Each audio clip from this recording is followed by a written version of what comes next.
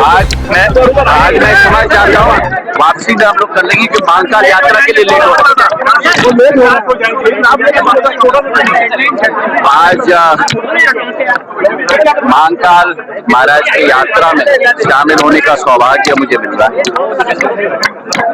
हमारे इस अंचल को और भगवान महाकाल के छत्र छाया में हमारा प्रदेश, हमारा देश आगे बढ़ता रहे, यही कामना हम लोग करते हैं। सुख, समृद्धि, प्यार और अमन चैन का वातावरण पूरे देश में और विश्व में रहे, यही कामना बाबा महाकाल से करते हैं।